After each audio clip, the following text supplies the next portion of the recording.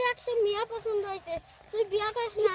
কোন কবির সাথে গেছিল আমার নিয়ে চল। আমি না ডিম্বল গাছের বউল একটা কবির আছে ডিম্বল বাবা, চল আমি নিয়ে যেতে চল।